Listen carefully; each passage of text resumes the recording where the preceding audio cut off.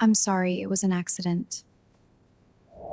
Sage Williams had 3 problems that Thursday night. First, her obsessive ex-boyfriend was following her through the most expensive restaurant in the city where she shouldn't even be. Second, she was wearing high heels that looked more like medieval torture instruments. Third, at the exact moment she tried to escape him, her heel betrayed her spectacularly. She fell. Not on the floor. That would be too simple. Not into an empty chair. That would be lucky. She fell directly into the lap of a man dining alone at the most private table in the restaurant. And from the deadly silence, and the fact that everyone stopped eating simultaneously to stare, she realized she'd just sat in the lap of the wrong person. Very wrong.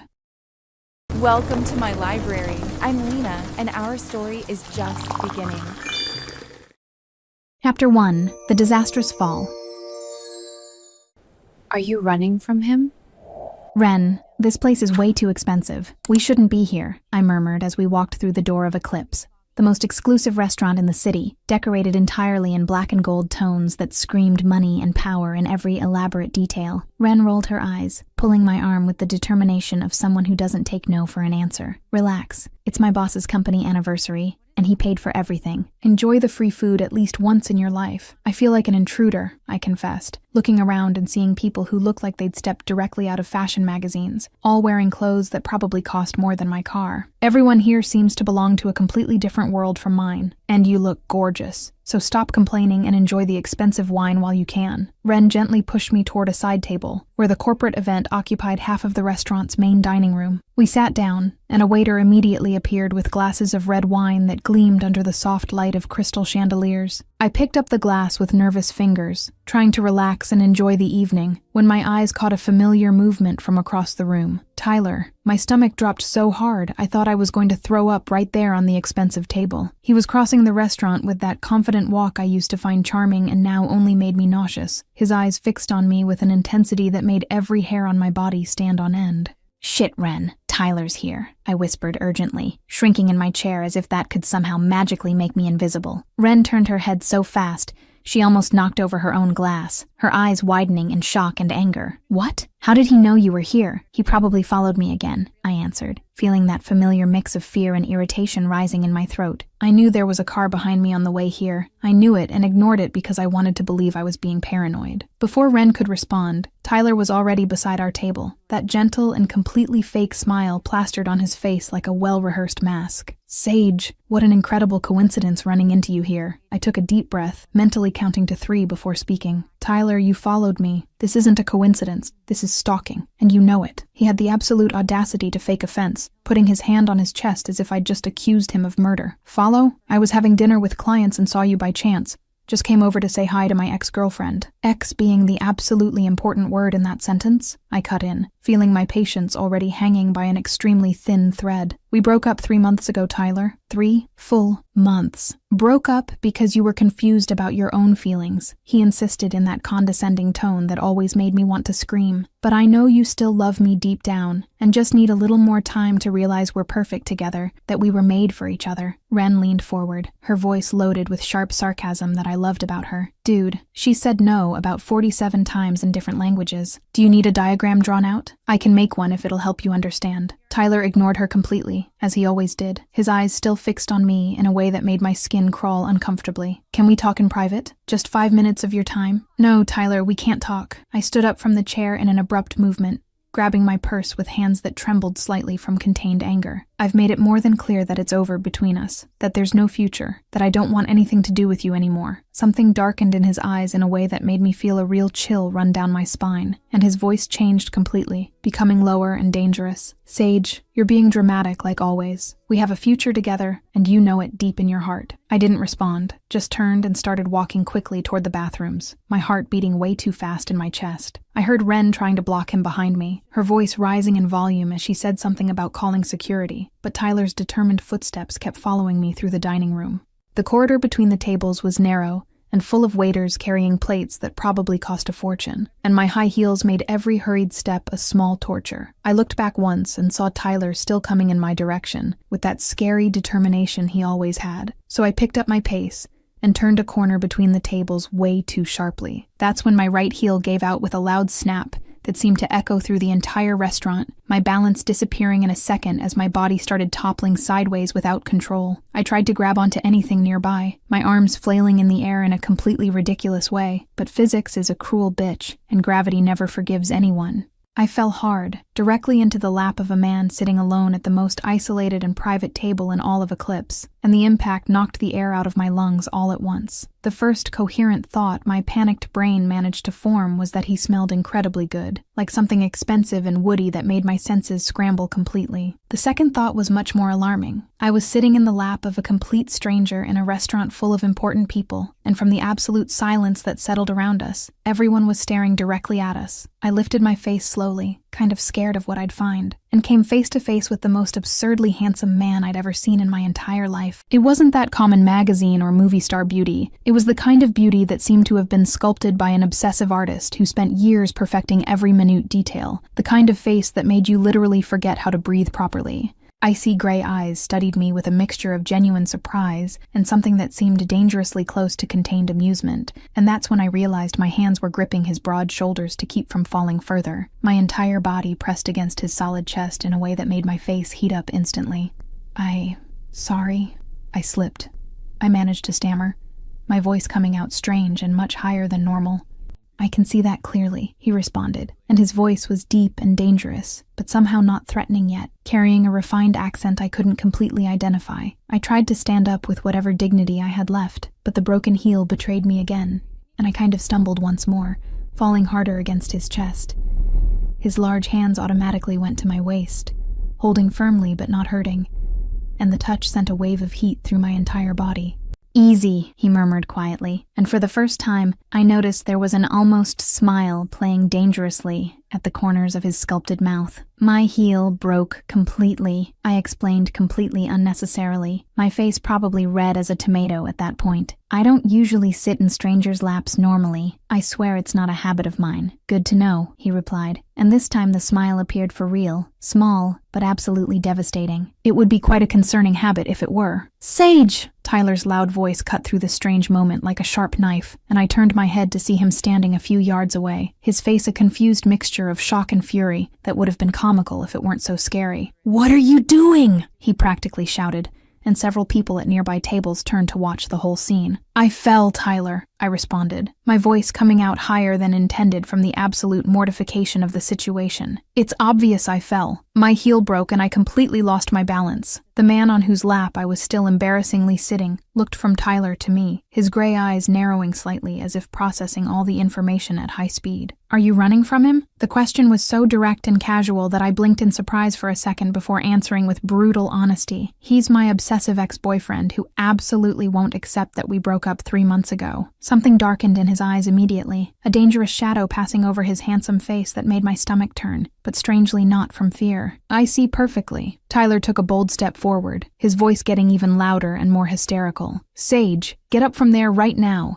You're making a completely ridiculous scene in front of everyone." The man's voice changed completely in tone, becoming so icy and dangerous that even I felt a shiver run down my spine. And I was technically on the good side of this veiled threat. "She'll get up when I decide she can get up, not when you tell her to." The tense silence that followed was so thick, I could swear I could hear my own heart beating frantically in my chest. Tyler instinctively backed up 2 steps, his entire body reacting to something primitive and threatening in the controlled posture of the man still holding me by the waist. "Who are you?" Tyler asked, and for the first time since I'd known him for years, he seemed genuinely scared of someone. "Someone you definitely don't want as an enemy." A large, intimidating man appeared out of nowhere beside the table, making Tyler automatically take more steps back. "Boss, any problems happening here?" "Boss." So the man I was sitting on was important enough to have personal security calling him boss. Great, just perfect. My life was going incredibly well at that moment. "This man is bothering the lady in an unpleasant way," the man beneath me said, in that still, icy, and controlled voice. "Remove him from the establishment immediately, Kane." "I'm her boyfriend," Tyler protested desperately and pathetically. "Ex-boyfriend," I corrected too loudly, my voice echoing through the silent restaurant. "Ex-boyfriend I broke up with 3 months ago who won't accept the answer at all." The man looked directly at me, and from the absurd proximity I could see fascinating little details in his eyes, small darker spots in the light gray that were hypnotizing. "He doesn't understand the word no," I sighed tiredly. part of me wanting to laugh at the complete absurdity of this whole situation. Apparently it needs to be translated into some language he'll finally understand. He looked back at Tyler with that dangerous intensity, and the smile that appeared on his face was absolutely predatory in a way that made my stomach tighten. So, let me translate very clearly for you. The lady doesn't want you near her at all. If I see you stalking her again, you'll quickly discover that a broken heel is the least of your problems in life. Tyler went visibly pale, but still tried to maintain some posture in the face of public humiliation. You can't threaten me like that. That wasn't a threat at all. It was a very clear warning. The man made a casual gesture with his head to the security guard. Kane, escort him out of my restaurant now. The security guard called Kane grabbed Tyler's arm, with a firmness that clearly left no room for discussion or resistance, beginning to literally drag him toward the main exit. Tyler tried to protest and struggle uselessly, but it was completely futile against the man's strength. "Sage, this isn't over at all," he shouted, as he was removed from Eclipse in a humiliating way. "It's been over for 3 months," I shouted back, completely exhausted from this whole situation. When Tyler finally disappeared completely from view, being thrown outside, the restaurant still remained in deadly and awkward silence, all the curious eyes still fixed on me and the mysterious man who continued holding me by the waist, as if it were the most natural and normal thing in the entire world. It was only then that it really hit me that I was still sitting on his lap. "I should get off your lap now," I murmured, trying to stand up again much more carefully this time. "You probably should," he agreed calmly, but the firm hands on my waist didn't move an inch. I looked directly at him, genuinely confused. "Are you going to let me go then? In just a minute? Why wait?" His eyes met mine with an intensity that made my heart race dangerously. "Because I'm deciding something important. Deciding exactly what. Whether I'm going to let you leave normally, or if I'm going to keep you sitting here until I figure out why a woman desperately running from an obsessive ex ended up being the most interesting thing that's happened to me in years." I was literally breathless for a long second, my brain trying to process if this was real, or if I'd hit my head too hard in the fall. "That's a pretty weird pickup line." He finally smiled for real completely, and the smile was so devastating and beautiful that I finally understood why the entire restaurant treated him with so much respect mixed with fear. But did it work at least a little? I bit my lower lip, fighting against my own involuntary smile that wanted to appear. Maybe it worked a little. He finally released my waist, but with extreme care, his warm hands sliding across my skin as he helped me stand, and held my elbow firmly to make sure I wouldn't fall again pathetically. "Your heel is completely destroyed. You can't walk properly like that." I looked down and saw the heel hanging pathetically from my foot, the shame returning with full renewed force. Great. Just perfect. More humiliation to add to my special collection from today. He pulled an expensive phone from the inner pocket of his impeccable suit, quickly dialing a number without taking those penetrating gray eyes off me. "Kane, bring women's shoes immediately, size." He paused purposefully, looking at me in clear question. 37, I answered automatically, still processing everything. "But you really don't need to do this." "I can." 37, anything comfortable she can walk in without risk of falling again. And fast. He hung up without even waiting for any response from the other side. I blinked several times, completely surprised. "You have women's shoes available just like that out of nowhere?" "I have various resources available for multiple situations." That's an extremely evasive answer, but I'll gladly accept it because I really need a functional shoe. I sat in the comfortable chair he gently offered, my entire body still trembling slightly from all the adrenaline. "You clearly run things here, don't you? Everyone obeys you instantly like that?" "Usually, yes. In most situations. You're the owner of this whole place?" Among various other things. I rolled my eyes, feeling something strange between irritation and genuine amusement. "Among other things" is also a pretty evasive answer. He sat elegantly in the chair across from mine, his posture relaxed but still somehow completely controlled. "I'm a man who values his own privacy quite a bit. I just literally sat in your lap in front of at least 50 people. I couldn't hold back a laugh. Privacy kind of went straight into outer space. His eyes sparkled with genuine humor for the first time. "Absolute truth. So since privacy ended anyway, tell me your full name." "Sage Williams." "Reese Harlow," he replied, extending his hand politely. I shook his hand, feeling the firm, warm grip. I repeated the name mentally, feeling like I should definitely recognize it from somewhere, but not being able to identify exactly where the hell from. "Nice to meet you, Reese, even in the strangest circumstances possible. Sorry again for the whole dramatic lap incident." "Don't apologize at all. It was genuinely the absolute highlight of my entire month." I laughed nervously, accepting the glass of red wine that a waiter silently brought to the table. "Your month must be incredibly boring, then." He leaned slightly forward, his eyes still fixed on mine in a way that made my breathing fail completely. "You have no idea how much." much. Kane quickly returned carrying an elegant box of shoes, placing it on the table with reverent care. Reese took the box, opened it with precise movements, and showed me 3 different pairs of expensive shoes. Choose whichever you prefer. I looked at the absurdly expensive shoes and swallowed hard. These shoes cost more than my entire monthly rent. Choose, Sage, he repeated calmly, but it was clearly an order disguised as a gentle request. I picked the simplest nude pump of the 3, trying not to think about the absurd price. This one works perfectly. Reese stood up from the chair and, without any prior warning to prepare me, knelt directly in front of me. My heart literally stopped. "What are you doing exactly?" He took my foot with extreme care, removing the broken and pathetic heel with gentle movements. "Helping you, obviously." I tried to pull my foot back instinctively. "I can do this perfectly by myself." He held my ankle firmly, but incredibly gently, his eyes meeting mine. "I know perfectly well that you can, but I'm going to do it anyway." I was speechless as he placed the new shoe on my foot with absurd care, his long fingers touching my skin casually and sending immediate shivers all through my leg. The strange intimacy of the whole action made my heart race dangerously. "Does it fit well?" he asked, looking up and trapping me with that intense gaze. "Fits perfectly," I managed to murmur, completely voiceless for several seconds. He did exactly the same careful process with the other foot, creating a completely absurd and unexpected intimacy in the whole action. When he finished, he stood up and offered his strong hand to help me stand as well. "Test it to be sure," he instructed calmly. I stood up and walked a few experimental steps,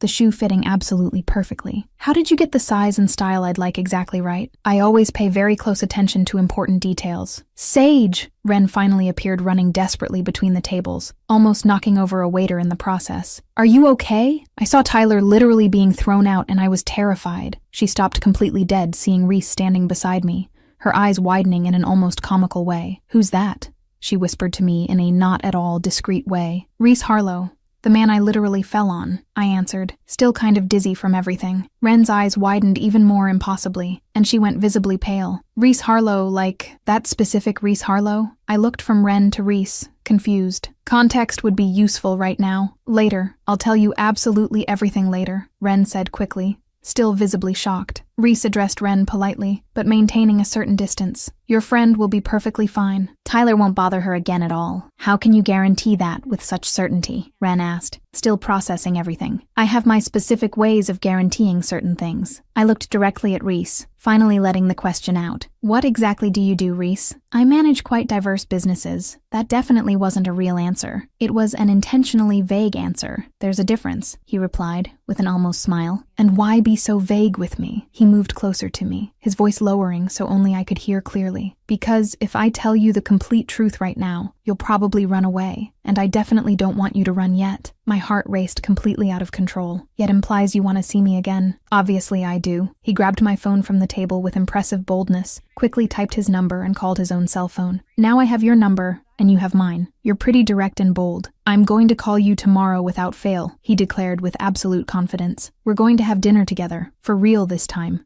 Without stalker ex-boyfriends or heels that break dramatically. What if I say no to the invitation?" The smile he gave me was absolutely dangerous and sexy. "You won't say no at all. You're incredibly arrogant." "I'm confident." "There's an important difference between the two." "What would be the exact difference?" He moved dangerously close, his voice low and intense. "Arrogance would be just thinking you'll say yes. Confidence is knowing with absolute certainty that you want to say yes, even if you fight internally with yourself about it." I was literally breathless. "That was a very well-crafted answer. I have several diverse skills." Ren pulled my arm insistently. "We really should leave now." I agreed, but my eyes remained completely fixed on Reese. "Yeah, we probably should. Tomorrow, Sage," Reese said in that deep voice. "Wait for my call." "Okay," was all I could say, before Ren practically dragged me out of Eclipse. When we got to her car, parked a few blocks away, Ren turned to me with an absolutely serious expression. "Okay, now tell me who the hell Reese Harlow really is," I practically shouted, still processing everything. Ren took a deep breath, her hands gripping the steering wheel. "Sage, he's basically the mob boss who controls half of this entire city." My world stopped completely. "He's what?" "Legal businesses up front as a facade, but absolutely everyone knows he controls territory,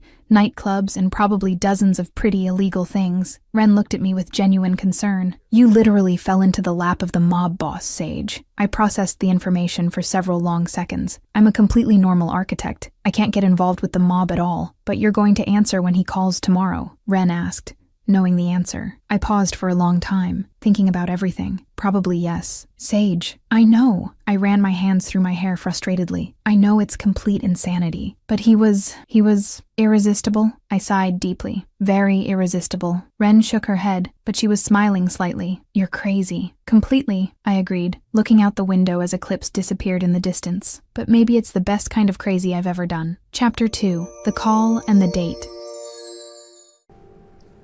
I always keep promises. I was in the middle of a particularly boring meeting about building codes when my phone buzzed in my pocket for the third time in 5 minutes. And for the first time in my professional career, I seriously considered faking a medical emergency just so I could answer. The client kept talking about ventilation requirements while I fought against the absurd urge to check who was calling, because an irrational and completely inconvenient part of me was hoping it was him. Reese Harlow, the man I'd literally fallen on the night before. The man Ren had spent 2 hours telling me frightening details about his empire. The man I definitely shouldn't want to see again, but who had occupied every thought of mine since I woke up. When the meeting finally ended 40 minutes later, I practically ran back to my desk and grabbed my phone with hands that trembled slightly from anticipation, mixed with nervousness. 3 missed calls, all from the same unknown number, and while I was still looking at the screen trying to decide if I should call back, the phone buzzed again in my hand. I answered before I could convince myself otherwise, my voice coming out more nervous than I intended. Hello? Good afternoon, Sage. And that deep, controlled voice traveled through the line directly to somewhere deep in my stomach, making completely inappropriate butterflies explode there. My heart raced instantly. Reese, hi. Were you expecting my call? There was a trace of amusement in his voice that I could practically visualize on his handsome face. Maybe I was waiting a little, I admitted, leaning my elbows on the desk and trying to sound more casual than I felt. You said you'd call, and from the little I learned about you yesterday, I imagine you're a man of your word. I always keep what I promise without exception, he replied, and there was something in the way he said it that made my breathing fail momentarily. Are you free tonight? Depends completely, I answered, biting my lip and trying not to sound too eager. Are you finally going to tell me what you really do, or are you going to continue with those extremely vague and evasive answers? I heard what sounded like a low laugh from the other end of the line, a rich and warm sound that made my skin tingle pleasantly. If I promise absolute honesty, will you have dinner with me? I paused purposefully, making him wait a few seconds before answering. Yes, I accept the invitation. I'll pick you up at 7 sharp,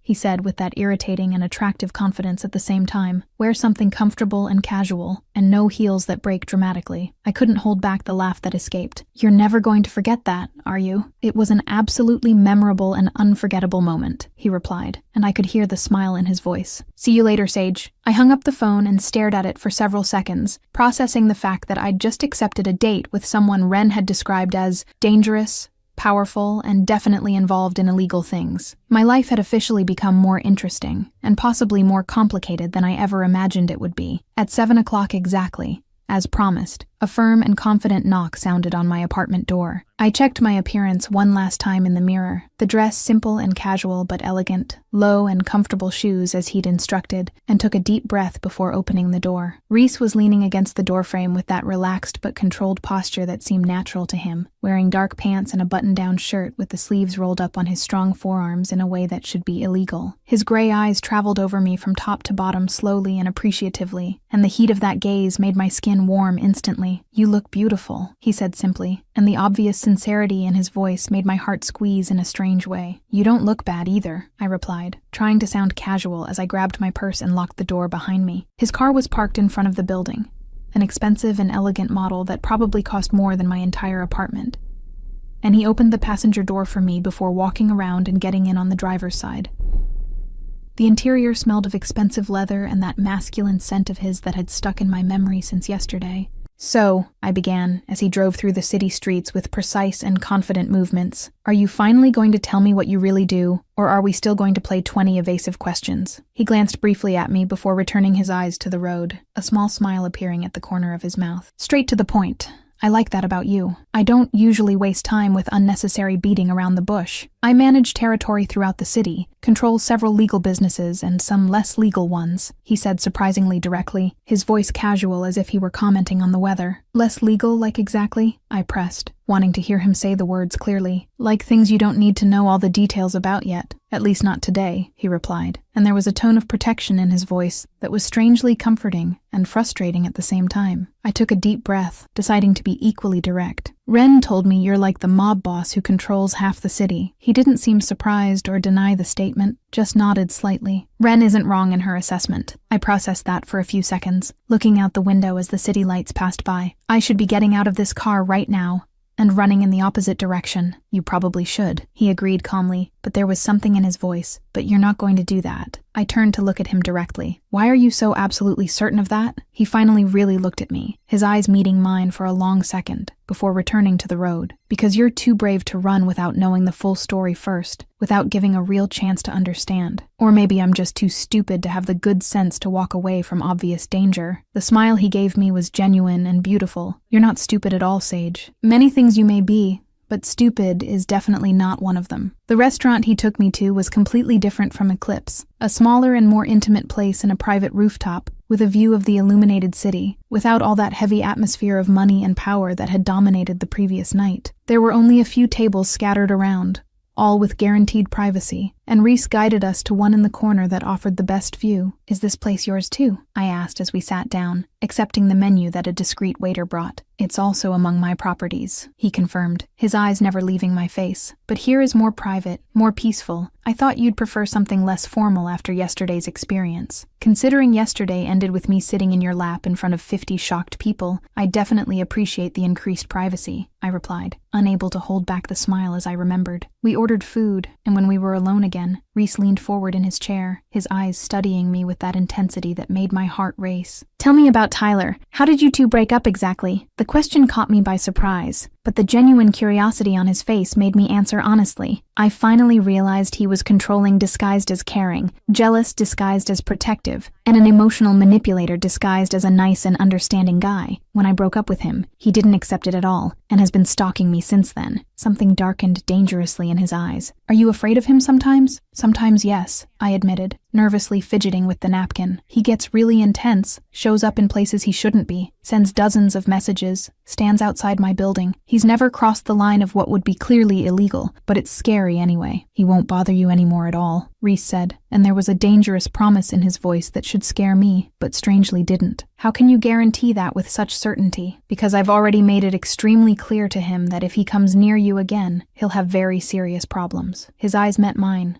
intense and sincere, and I always keep my promises. That should probably scare me, I murmured, more to myself than to him. But does it really scare you? He asked, leaning even further forward. I paused for a long time, thinking honestly about the answer. Not as much as it definitely should scare me. The food arrived, and we talked about lighter things while we ate, and I discovered layers of him I didn't expect to find. He had a dry and sharp sense of humor that matched perfectly with my natural sarcasm, was surprisingly well-read and cultured, and asked genuine questions about my work as an architect that showed real interest. Do you always do this? I asked at some point between the main course and dessert, the chemistry between us growing with each passing minute. Do what specifically? Make women feel like they're the only person in the world when you focus your attention on them, I replied, trying to sound more casual than I felt. He put his fork aside, his eyes meeting mine with a seriousness that made my stomach tighten. No, I don't do that always at all. In fact, you're the first person in a long time who can hold my attention completely like this. Why? The question came out in a whisper. Why me specifically? Because you literally fell into my lap but didn't run away when you found out who I really am, he replied, his voice low and intense. Because you look at me and see a man, not a monster or an opportunity. Because you're brave and sarcastic and beautiful and completely different from anyone I've ever met. I was speechless for several seconds, my heart beating so hard I was sure he could hear it. I don't know what to say to that. You don't need to say anything yet, he murmured, his hand crossing the table to take mine, our fingers intertwining naturally. Just keep giving me a chance to get to know you better. When we left the restaurant hours later, Reese insisted on taking me home even though I said I could call a car. The ride back was filled with easy and comfortable conversation, and when he stopped in front of my building, neither of us made a move to get out of the car immediately. Thanks for the whole evening, I finally said, turning to look at him in the dimness of the car. It was unexpectedly wonderful considering everything. Can I see you again soon? He asked, and for the first time I heard a note of genuine uncertainty in his voice. Yes, I'd definitely like that, I replied honestly. He got out of the car and walked around to open my door, helping me out with a gentleness that contrasted completely with the dangerous image everyone painted of him. We walked to the building entrance, and when we stopped there under the dim light of the entrance, he turned to face me completely. Can I kiss you, Sage? The question came out low but clear, his eyes on mine. My heart literally stopped for a second. You ask permission? Always without exception, he replied with absolute seriousness. Consent is non-negotiable under any circumstances, and it was that simple answer that made me melt completely inside, that transformed physical attraction into something potentially much more dangerous. You can, I whispered, already breathless before the kiss even happened. He moved closer slowly, giving me time to change my mind if I wanted to, but I didn't want to at all. When his lips finally touched mine, it was as if the entire world stopped spinning for a moment, suspended in time. The kiss started gentle and exploratory, but quickly deepened into something more intense and loaded with promise, his hands going to my waist and pulling me closer while my hands rose to his broad shoulders. When we finally separated, both breathless, I was trembling slightly and completely dizzy. "Wow," was all I could murmur intelligently. His lips curved into a small, satisfied smile. "I completely agree. Good night, Sage." "Good night, Reese," I replied, still kind of dazed as I entered the building and watched him return to the car. I climbed the stairs to my apartment floating, the taste of him still on my lips, and the growing certainty that I'd just gotten involved in something much bigger and more complicated than I ever imagined. But that strangely felt absolutely right in every possible way. Chapter 3. Tyler returns. He crossed a line. And Reese takes action. 3 days had passed since that first dinner with Reese, and my life had transformed into something completely different from what it was before that fateful night at Eclipse. We'd seen each other every day since then, quiet dinners at discreet places, conversations that stretched for hours about everything and nothing at the same time, and kisses that were getting increasingly intense, but always stopped before crossing that definitive line we both knew was approaching rapidly. I was starting to get used to his constant presence in my life, to the good morning messages that arrived on my phone before my alarm even went off, to the way he always asked about my day with genuine interest, and especially to the strange sense of security I felt when I was near him, even knowing exactly who and what he really was. Tyler had been strangely silent since that night at Eclipse, and I'd started to naively believe that maybe he'd finally gotten the message and given up for good. I should have known life was never that simple, especially not my life apparently. I was in my office on a Thursday afternoon, reviewing architectural plans for a new commercial renovation project, when the door opened without any prior knock of warning. I looked up annoyed, ready to reprimand whoever had entered without permission, and my stomach sank completely seeing Tyler standing there in the doorway with that determined expression I knew all too well. "Sage, we need to talk urgently," he said, closing the door behind him in a way that made me instinctively stand up from my chair. "No, Tyler, we don't need to talk about absolutely anything," I replied, keeping the desk between us as a physical barrier. "I've already made it clear I don't want to talk to you at all." He took a step forward, completely ignoring my words as he always did. "It's about the guy you're seeing. That one from the restaurant. Do you know who he really is?" My heart raced, but I kept my voice firm and controlled. "I know exactly who he is, and it's none of your business at all who I choose to go out with, Tyler. He's a criminal, Sage," Tyler practically shouted, his voice rising several tones. "A dangerous mob boss who controls half the city through violence and intimidation. Do you really think it's safe to get involved with someone like that?" I took a deep breath, feeling anger rising in my throat like hot lava. "He's never made me feel afraid for even a second, which is completely different from you, Tyler. You stalk me, follow me, show up in places where you weren't invited and make me feel constantly threatened." Something darkened in his face, in a way that made my blood freeze in my veins, the nice guy mask finally falling completely to reveal what had always been hidden underneath. "You're going to deeply regret trading me for him, Sage. That I can guarantee." My heart raced, but I kept my chin raised in defiance. "Was that a direct threat, Tyler?" "It was a very clear warning," he replied, his voice low and dangerous in a way I'd never heard before. "You think he's going to protect you? That he really cares about you? Men like him use women like you and then discard them when they get bored. Get out of my office right now," I ordered, my voice trembling slightly but firm. "And don't ever come back, or I'll call the police for real this time." He looked at me for a few more long and tense seconds, something calculating and cold passing through his eyes, before finally turning and leaving, slamming the door hard enough to make the pictures on the wall shake. As soon as he disappeared, my legs gave out,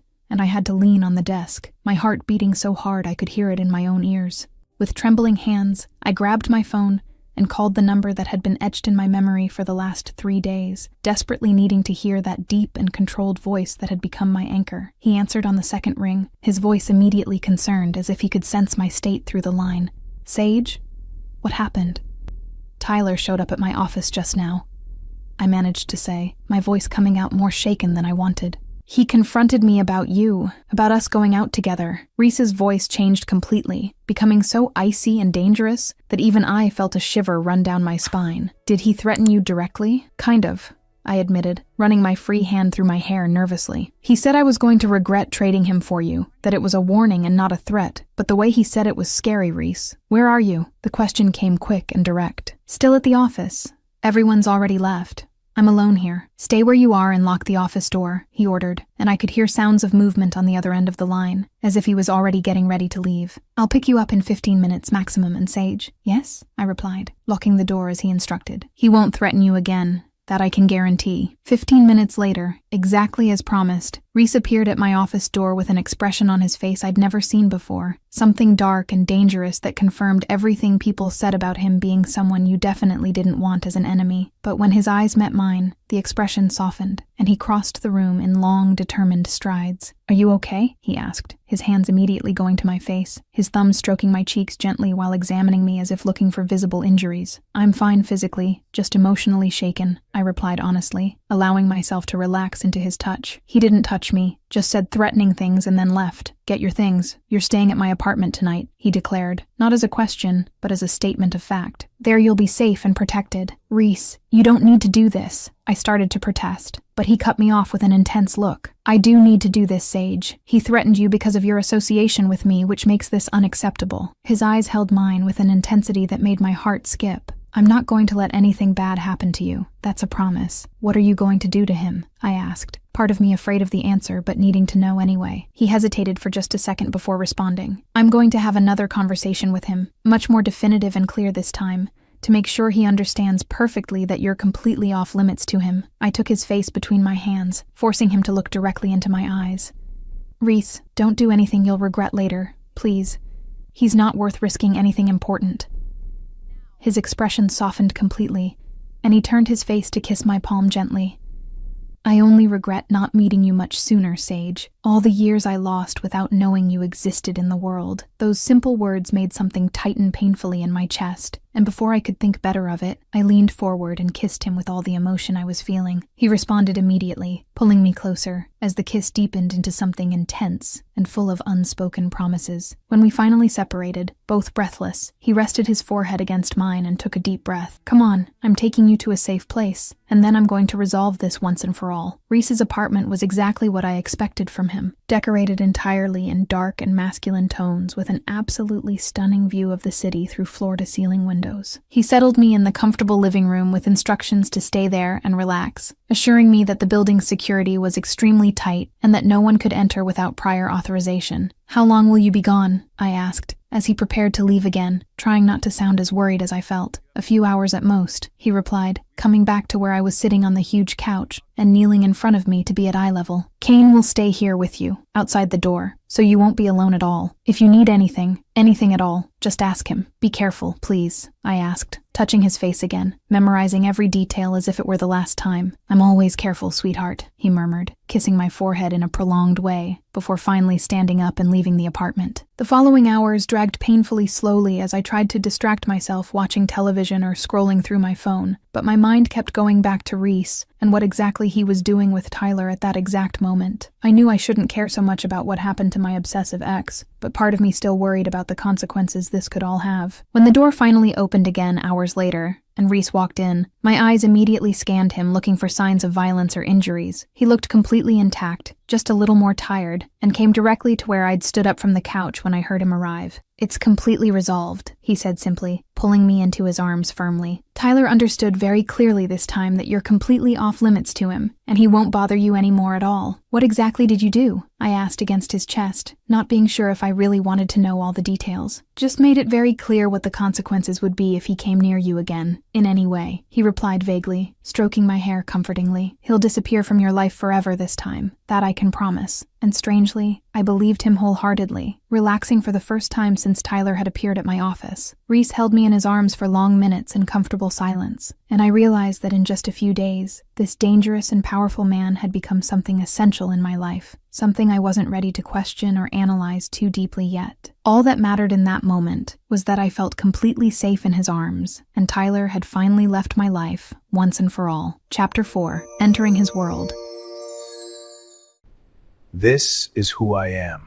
A week after Tyler's threat, Reese picked me up from work with a proposal that made my stomach churn with equal parts apprehension and curiosity. He wanted to take me to see one of the nightclubs he owned, not the kind of elegant and refined place like Eclipse, but rather the type of establishment where his business really happened, where the facade of respectability gave way to the raw reality of what he truly did. "Are you sure you want to show me this?" I asked as we drove to a part of the city I rarely visited, where the lights were dimmer and the streets emptier. "I thought you were trying to protect me from this whole side of your life." His fingers tightened slightly on the steering wheel, his jaw tensing in a way that showed he was thinking carefully before responding. "I want you to know exactly who I am, Sage. Not just the edited and softened version I show during our dinners, but the whole truth about what I do and how my world works." "Why now?" I insisted, studying his handsome profile in the dimness of the car. He glanced briefly at me before returning his eyes to the road. "Because this is getting serious between us. At least it's getting serious for me, and I need to know if you can accept everything that comes with me before we go any further." My heart raced at those words, but I didn't respond, just nodded, and let the silence settle as we approached our destination. The club was discreet on the outside, just a black door without any sign or identification. But when Reese parked and we got out of the car, I noticed the presence of armed security strategically positioned in the shadows around the building. "Stay close to me the whole time," Reese instructed, his hand going to my back protectively as we approached the entrance. "And if anything makes you uncomfortable,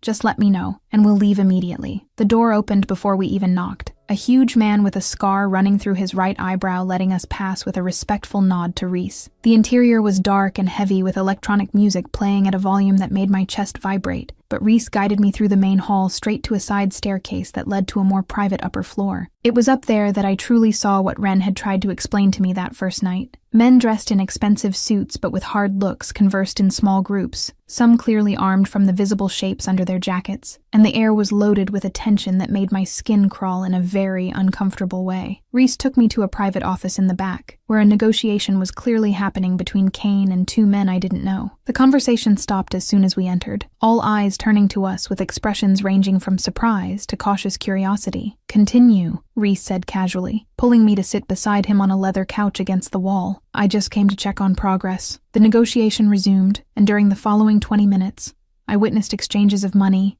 discussions about territories and distribution routes that made it very clear the activities here were anything but legal. Reese participated a few times, his voice loaded with a cold authority that made everyone obey without question, and I saw for the first time the man everyone feared, not just the gentle man who took me to romantic dinners. When the meeting ended and we were alone in the office, Reese turned to me with an expression that mixed apprehension and determination. "So, what are you thinking now?" I took a few seconds to organize my thoughts, processing everything I'd just seen. "This is a lot, Reese. Much more real and scary than just hearing Ren talk about it." "Is it too much?" he asked, his voice getting lower, and for the first time since I'd met him, I saw something like real fear in his eyes. I stood up and went to where he was sitting, placing my hands on his tense shoulders. "It's scary seeing this side of you. I won't lie about that. But you're still you, still the man who asks permission before kissing me, who knelt down to put shoes on my feet, who protects me from Tyler without hesitation. And is that enough for you?" The question came out in a rough whisper, his hands going to my waist and pulling me closer. I looked straight into the gray eyes I'd learned to read so well in recent weeks. "It's enough so far, and I want to keep trying if you do too." The relief that passed over his face was so intense my heart squeezed, and he pulled me into a kiss that was different from all the others we'd shared before, loaded with gratitude and something deeper that neither of us was ready to name yet. 3 days later, I was at Reese's apartment on a rainy Saturday afternoon, the two of us lying on the huge couch watching a movie neither of us was really paying attention to. My head rested on his shoulder while his fingers played distractedly with my hair, and the atmosphere was calm and comfortable in a way that had become familiar between us. "Sage?" Reese's voice broke the silence suddenly, making me lift my head to look at him. "I want you." My heart skipped a beat, my stomach flipping at those 3 simple words. As in, he sat up straight, pulling me to sit as well, his hands holding mine with a firmness that showed the seriousness of the moment. "As in everything, I want all of you, not just our dates, not just the kisses we always stop before going too far. I want you in my life for real, in every possible way." The words hit me with a force that knocked the air from my lungs, and I stared at him, unable to form a coherent response for several seconds. "Reese, you don't need to answer now if you're not ready," he said quickly, his thumbs stroking my hands comfortingly. "Just think about it. No pressure at all." I took a deep breath, gathering courage from somewhere deep inside. "What if I say I want you too? That I've wanted this for days but was afraid to take the first step?" His eyes darkened in a way that made heat spread across my skin, his voice coming out hoarse and low. "Then I'll kiss you until you forget your own name and the rest of the world." "Then try," I challenged, my heart beating so fast I was sure he could hear it. He didn't need more encouragement. He pulled me into his lap in one fluid movement, his mouth meeting mine with an intensity that was different from all previous kisses, deeper and loaded with the promise of everything to come. My hands went to his hair while his slid down my back, pulling me so close there was no space between our bodies. The kiss deepened and extended, the tension that had built between us over recent weeks finally finding release. And when he stood up, carrying me in his arms, my legs automatically wrapped around his waist. He carried me down the hallway to the bedroom I'd never entered before, laying me on the huge bed with a gentleness that contrasted with the obvious urgency between us. What happened next was a mix of hands discovering new skin, low whispers loaded with desire and promises, clothes being removed slowly between kisses that stole the air from our lungs, and a connection that went far beyond the physical. He was careful and attentive in every way, always checking if I was okay, always ensuring my consent at every step, and when our bodies finally joined completely, it was perfect in a way that made tears appear in the corners of my eyes. Afterward, lying in each other's arms with hearts still racing and skin glistening with sweat, I felt the weight of what had just happened settling in my chest overwhelmingly. "This changes everything between us," I murmured against his chest, tracing lazy patterns on the warm skin. "For the better?" he asked, his fingers playing gently with my hair. I lifted myself a bit to look into his eyes, seeing the vulnerability there that he rarely showed anyone. "Yes, definitely for the better." His lips curved into a small but genuine smile, pulling me back to his chest. "You're mine now, Sage. Truly mine." "Possessive?" I asked, unable to hold back the smile. "Very," he admitted without a trace of shame. "And I'm going to be more and more." I surprised myself with the answer that came out without hesitation. "I like that. I like being yours." He kissed me again, long and deep, and we stayed there intertwined while the rain continued falling outside, two completely different worlds meeting in a way that no one, including ourselves, would have predicted just a few weeks ago. Chapter 5. Celeste and Jealousy. She's with me. The charity event was happening at one of the most luxurious hotels in the city, and Reese had asked me to accompany him as his official partner, the first time I'd appear publicly beside him at something so formal and full of important people from his social circle. I was nervous in a way I couldn't hide, adjusting the elegant dress I'd bought especially for the occasion as we walked through the hall illuminated by crystal chandeliers. Reese's hand was firm and warm on my back, guiding me between groups of people who greeted him with respect, mixed with caution, and I could feel the curious looks that followed us wherever we went. I was starting to relax minimally when a tall and stunning woman approached us with determined steps, her dark eyes fixed on Reese with an intensity that made something uncomfortable stir in my stomach. "Reese, what a surprise seeing you here." Her voice was smooth but loaded with something sharp underneath, and when her eyes slid briefly to me before returning to him, I saw the clear flash of displeasure. "You normally avoid these tedious events." "Celeste?" Reese responded with a polite but distant nod, his hand on my back pulling me slightly closer to him in a gesture that seemed instinctive and possessive. "I came because I wanted to. And I brought company this time." Her eyes finally fixed on me for real, assessing me from head to toe in a way that made me feel like I was being catalogued and deemed insufficient at the same time. "I see that. Aren't you going to introduce me?" Before Reese could respond, I extended my hand politely, deciding to take control of the situation before it became stranger. "Sage Williams, pleasure to meet you." She shook my hand briefly and coldly, the smile on her face not even coming close to her eyes. "Celeste Dumont, an old friend of Reese's." The way she said "old friend" made it very clear it had been more than that, and I felt Reese tense beside me. He murmured a polite excuse and moved us away from her toward the bar, but I could feel Celeste's eyes burning into our backs as we walked away. "Old friend?" I asked when we were far enough not to be heard, accepting the champagne flute Reese got for me. He sighed, running his free hand through his hair frustratedly. "We had a casual arrangement some time ago, nothing serious or emotional, just something convenient for both when we needed it. I ended it weeks before I met you." I sipped the champagne, processing the information without the explosion of jealousy part of me expected to feel. "She doesn't seem very happy to see me here with you. She'll have to accept reality," Reese replied,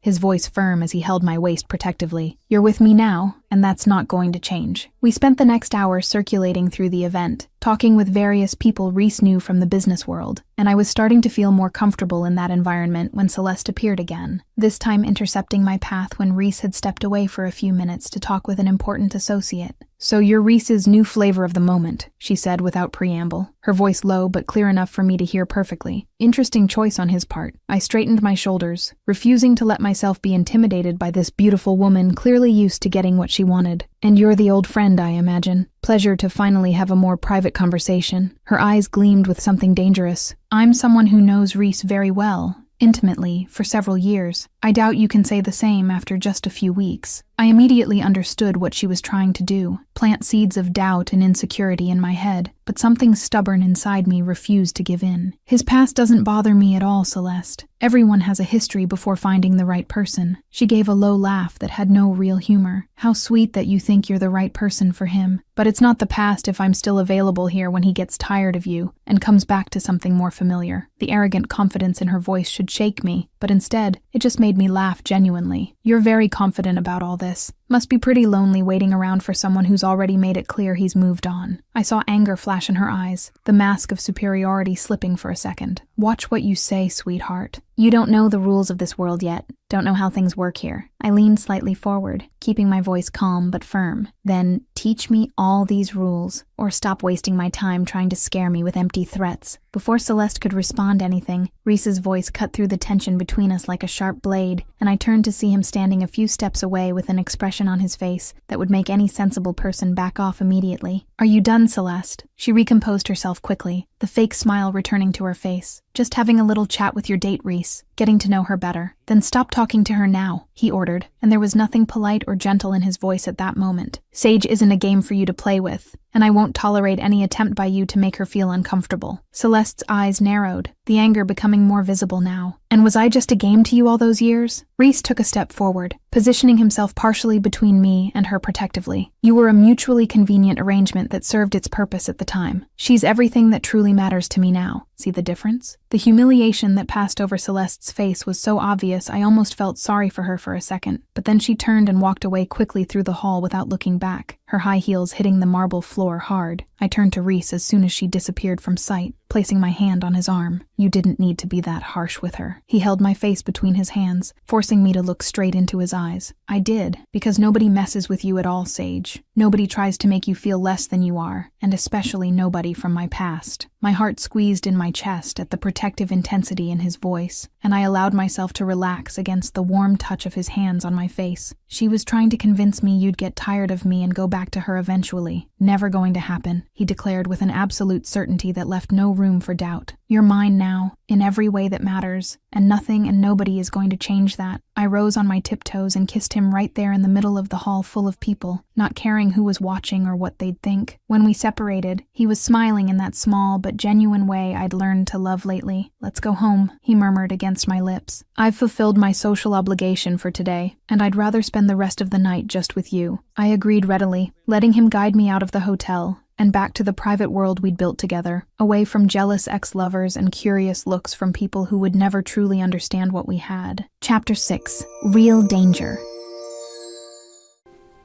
You're safe now.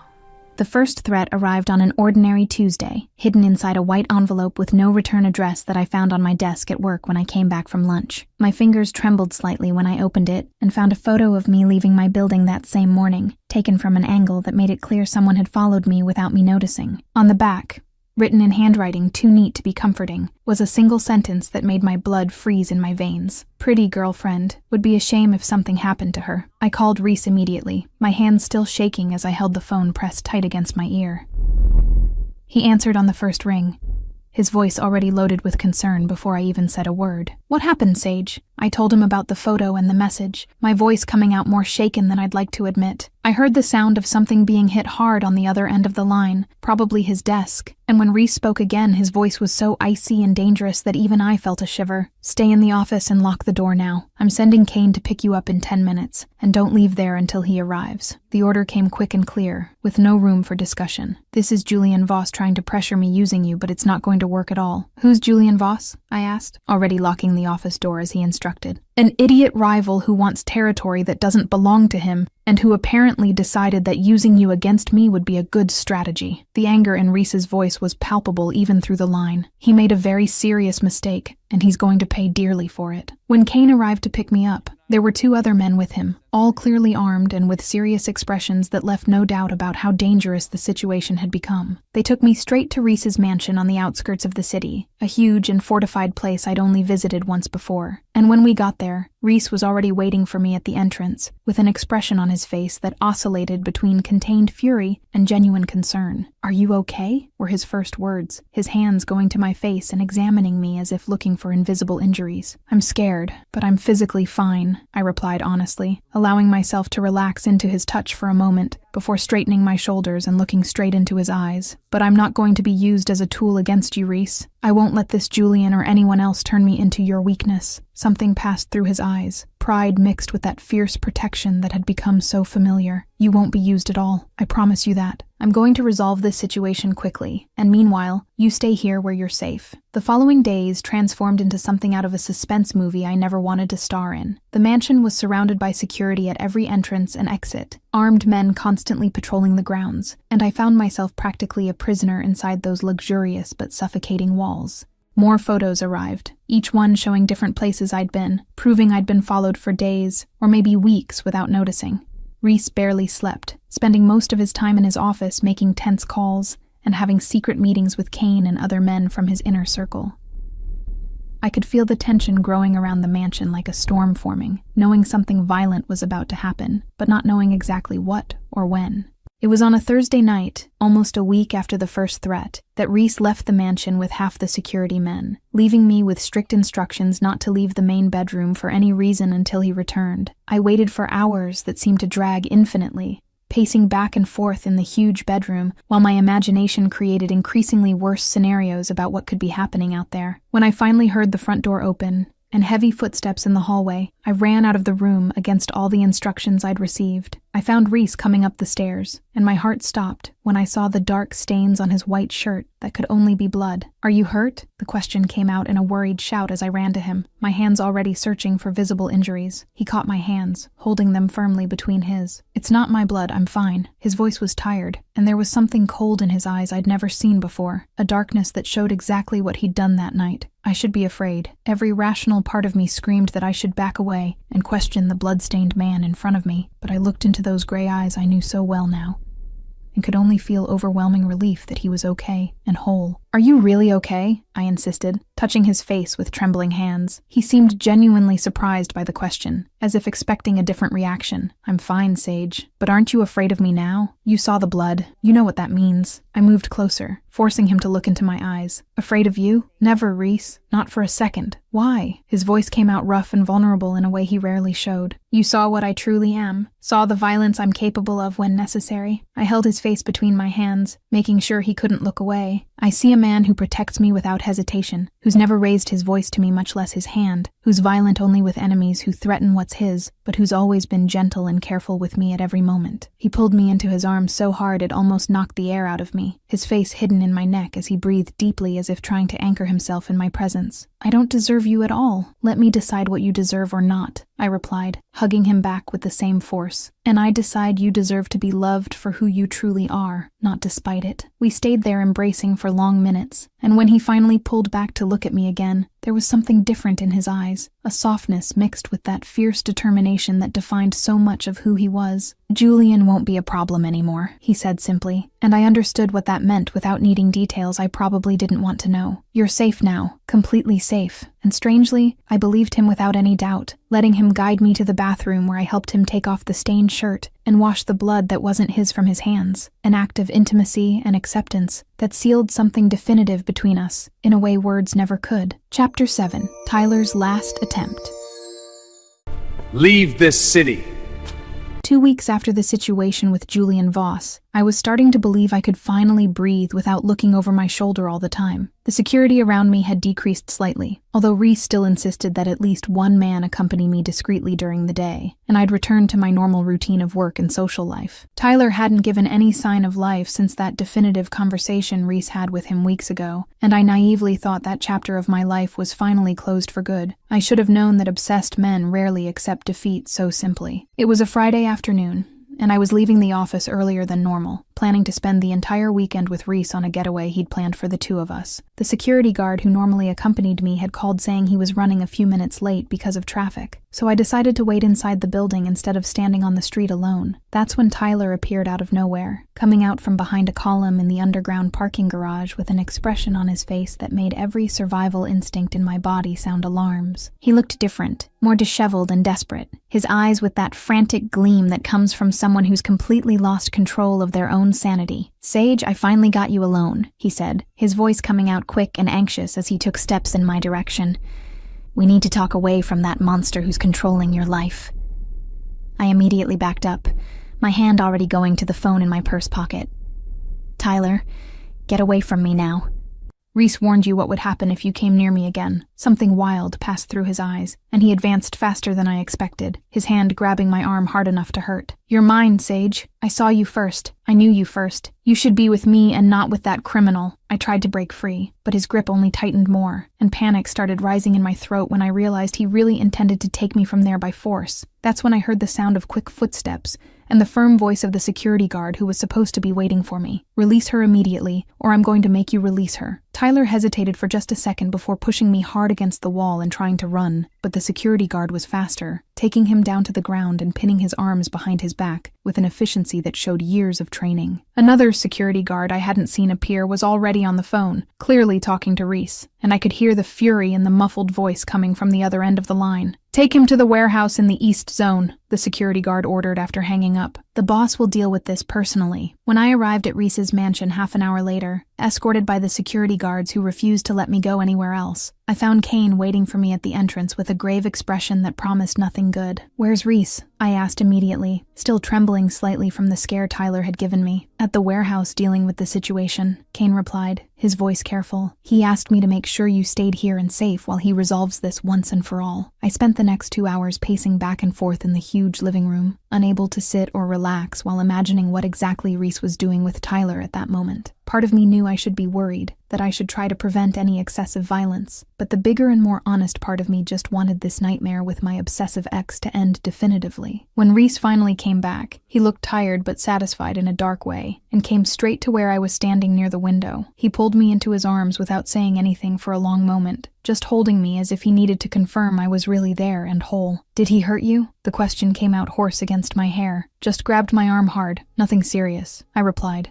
squeezing him back. "Your security guard arrived before he could do anything else worse." I felt his body tense with that information, his jaw locking in a way that showed he was fighting to control his anger. "He won't bother you anymore at all, Sage. That I can guarantee with absolute certainty." I pulled back slightly to look at his face, seeing the cold determination in his gray eyes. "What did you do to him?" At the abandoned warehouse in the East Zone of the city, Tyler was tied to a chair in the center of the empty and cold space, his face already showing signs that he'd tried to resist when he was brought there. Reese entered with calm and controlled steps, each movement calculated to intimidate, and stopped a few yards away just observing the pathetic man who had dared to put his hands on his woman. "You were warned very clearly about what would happen if you came near her again," Reese said, his voice dangerously low and icy. "I warned you personally, made the consequences very clear, and yet you chose to ignore them." Tyler tried to maintain some bravado, although his eyes showed the fear he was feeling. "She's mine. I saw her first. I knew her first. We had a real relationship before you showed up and stole her from me." Reese gave a laugh with no humor, the sound echoing through the empty warehouse sinisterly. "She's not anyone's property to be stolen or possessed, Tyler, but if she were, she chose to be with me, chose to accept me knowing exactly who and what I am." "You're a monster!" Tyler shouted, his voice coming out desperate and high-pitched. "A violent criminal who destroys lives and hurts people, and she still chooses you instead of me, who was always good to her." Reese moved closer, leaning down to be at Tyler's eye level, his voice becoming even more dangerous. "And even being everything you said, she loves me anyway. What does that say about you, and how you treated her that she prefers a monster like me over going back to a supposedly good guy like you?" The silence that followed was heavy and full of truths.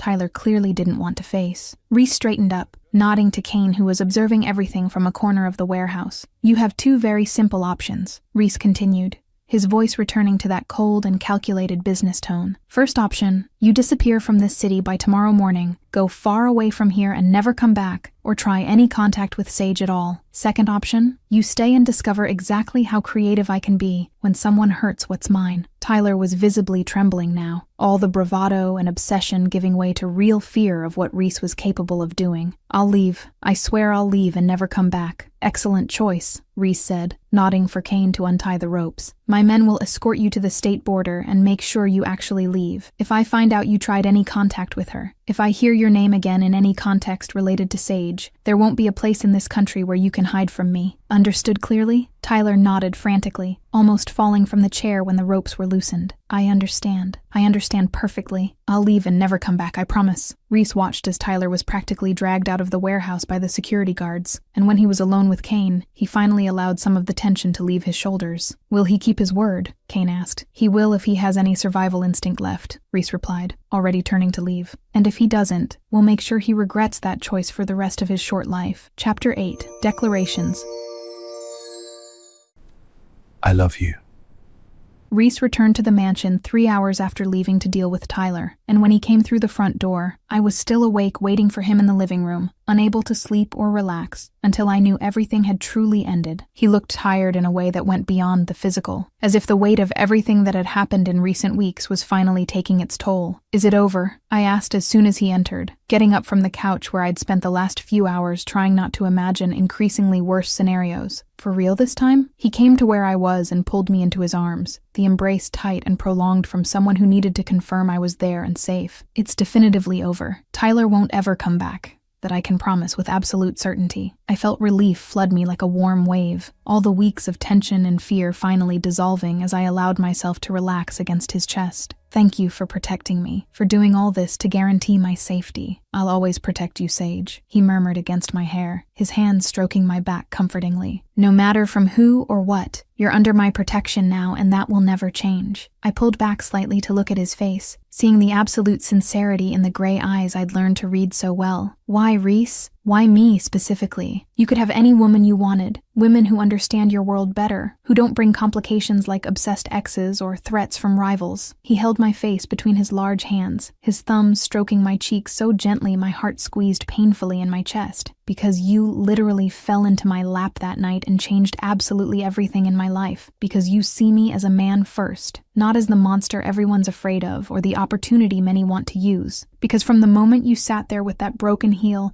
and that nervous sarcasm, I knew I'd found something I didn't even know I was looking for." My heart started beating faster, sensing he was about to say something important, something that would change everything between us irreversibly. "Reese, because I love you, Sage," he said, and the words came out loaded with an emotion so intense it completely knocked the air from my lungs. "I love you completely and totally, in a way I've never loved anyone before in my entire life. I love you with an intensity that sometimes scares me, because I never allowed myself to feel something like this for anyone." Tears started falling from my eyes before I could control them, the emotion overflowing overwhelmingly. "You really love me? You're not just saying this because of everything that happened? I've loved you since that first night when you laughed nervously after falling in my lap and made a joke about not sitting on strangers normally," he replied, wiping my tears with his thumbs gently. "I've loved you since the first time you challenged my evasive answers and demanded honesty. I've loved you since you looked at me covered in blood and didn't run, when you chose to stay even after seeing exactly what I'm capable of doing." More tears fell, but this time they were from pure and overwhelming happiness.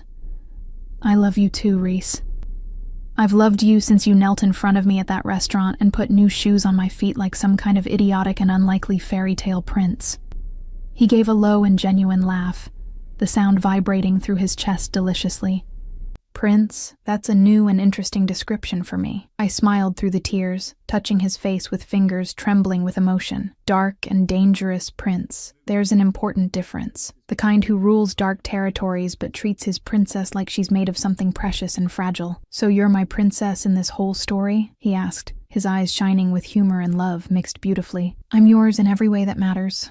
I replied with absolute honesty. There was no point in denying or fighting what I felt for him anymore. Specific title is just an unimportant detail in the end. He pulled me into a kiss that was different from all the ones we'd shared before, loaded with promises of the future and declarations that went far beyond simple words. It was a kiss that sealed something definitive between us, that marked the moment where we stopped being just two people getting to know each other and became something much more significant and permanent. When we finally separated, both breathless and with hearts beating in sync, he rested his forehead against mine and took a deep breath as if trying to memorize that specific moment forever. "I never thought I'd be capable of loving someone like this," he confessed, his voice coming out low and vulnerable in a way he rarely allowed other people to see. "I spent so much time building walls around my heart, convincing myself that deep emotions were weaknesses I couldn't afford to have in this dangerous world where I live." I ran my fingers through his hair comfortingly, wanting him to know he could be vulnerable with me without fear of judgment. "And now? What do you think about it now after knowing what we feel for each other?" "Now I know you're not my weakness at all," he replied, lifting his head to look straight into my eyes with an intensity that made my stomach flip pleasantly. "You're my greatest strength, my reason to be more careful and strategic in everything I do, because now I have something too valuable to risk losing carelessly." More tears threatened to fall at those beautiful and unexpected words, and I allowed myself to hug him with all the strength I had, wanting to convey without words how much those declarations meant to me. We stayed there intertwined for long minutes, just existing together in that perfect moment where the outside world and all its dangers and complications seemed very distant. "What do we do now?" I eventually asked, my voice muffled against his chest. "After everything that happened, after all these declarations, what comes next for us?" He pulled me back just enough to look at my face, one hand coming up to brush away some strands of hair that had fallen over my eyes. "Now we live, Sage. We live without fear of Tyler or Julian,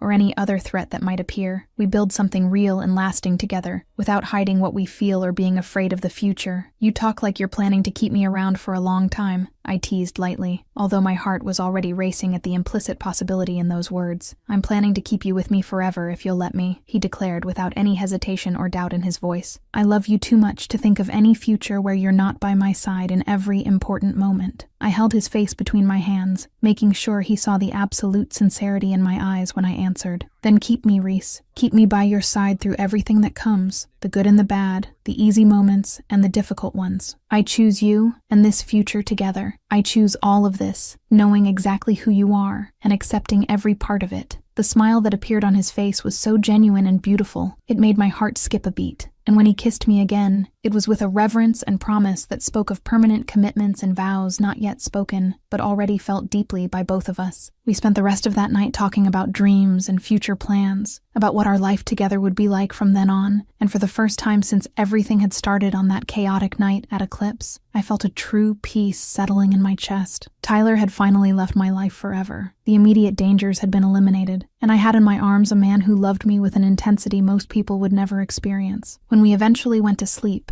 intertwined in his huge bed with the certainty of better days ahead, I sighed contentedly against his warm chest and let sleep take me, knowing I'd found my place in the world in an unexpected but absolutely perfect way. In the lap of danger, where I'd fallen by accident, I discovered the love of my life and a future that promised to be everything I never knew I needed until I met that complex and dangerous man who saw me as something too precious to lose. Chapter 9, Forever in the Right Lap. Best accident ever. 6 months had passed since that night of intense declarations, and my life had transformed into something I never would have imagined possible on that fateful Thursday when my heel broke and changed everything. I'd officially moved into Reese's mansion 3 months ago, after long conversations about what that would mean for us and our relationship, and it had been surprisingly easy to blend my life with his. My days were divided between the architecture office where I continued working on projects I loved, and the nights beside Reese, learning more and more about his empire and how everything worked behind the scenes. He never forced me to participate in the shadier business, but he also never hid anything from me when I asked, and I'd developed a silent understanding about the duality of the life we led together. It was on a Tuesday night that Reese came home with a gleam in his eyes that immediately made me curious and slightly nervous at the same time. He found me in the living room reviewing some architectural drawings spread across the coffee table, and the smile that appeared on his face when he saw me was so genuine my heart melted like it always did. "Wear something elegant tomorrow night," he said without preamble, coming to where I was and pulling me into a prolonged kiss. "I'm taking you to dinner at a special place." I smiled against his lips, already imagining where it would be. "Going to give me any hints about this mysterious place?" "You'll find out when we get there," he replied, with that mysterious tone he used when planning some surprise. "Just trust me." The following night, when the car stopped in front of Eclipse, I felt my heart race with memories of that first chaotic night that had changed everything. I looked at Reese with surprise and emotion mixed together, immediately understanding why he'd chosen that specific place. "You remember this place?" he asked with a small smile as he got out of the car and came to open my door. "As if I could forget," I replied, accepting his hand and getting out of the car with much more grace than I'd had that first night. "This is where my heel betrayed me so spectacularly. Best betrayal in all of history," he murmured, intertwining his fingers with mine as we entered the restaurant where everything had started months ago. Eclipse was even more beautiful than I remembered. Or maybe it was just because this time I was entering on the owner's arm instead of stumbling in precarious heels.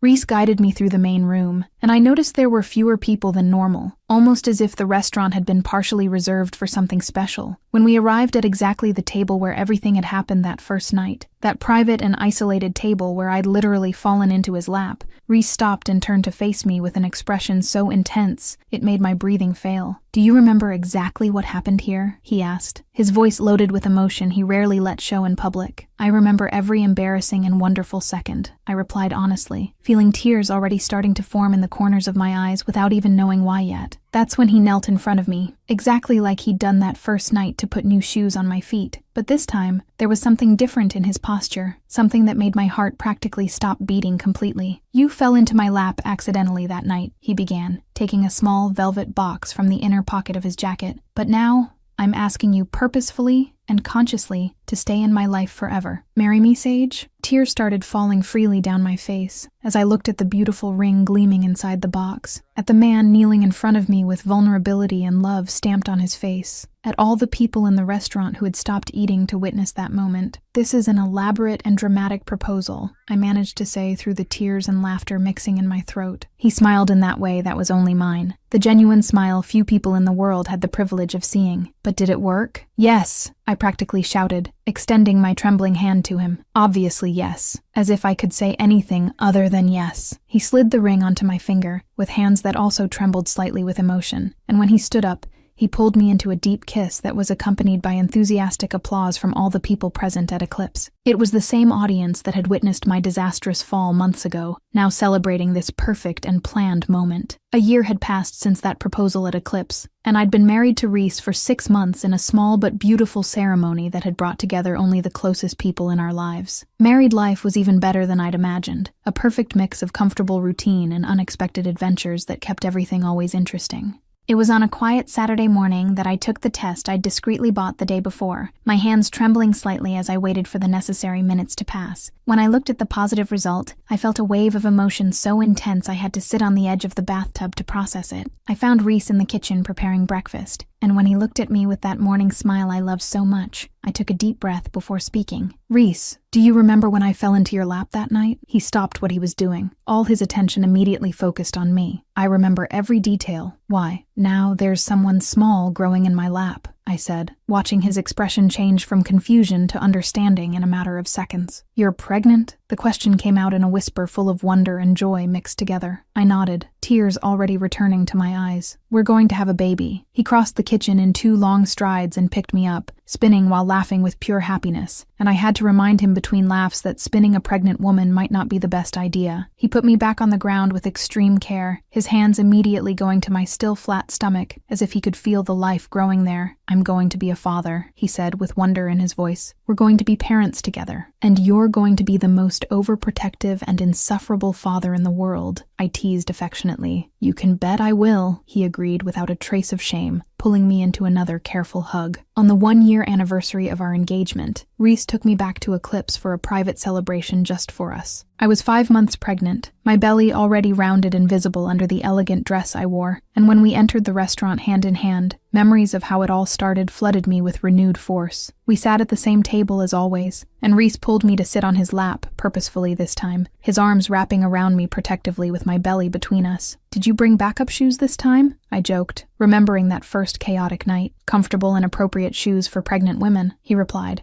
with that dry humor I loved so much. "I learn from my past mistakes." "You learn? That's impressive and unexpected," I teased, relaxing against his chest. He kissed my neck softly, his voice coming out low and loaded with emotion. "I learn everything I need to learn when it comes to you and our family." I turned in his lap to look straight into the gray eyes I knew so well now, touching his face with love. "I still can't believe it all started because I disastrously fell on you." "Best accident of my entire life," he replied, his hands stroking my belly where our child was growing. "It should have been a complete disaster, but it was the beginning of everything that truly matters." I agreed in silence, thinking about the whole journey we'd traveled since that first night. Running from obsessive Tyler, I'd fallen into the lap of a dangerous stranger without knowing that moment would define the rest of my entire life. It should have been scary. It should have been wrong in every possible way. But it had been exactly what I needed without knowing it, because sometimes you need to fall in the wrong place to find the right person.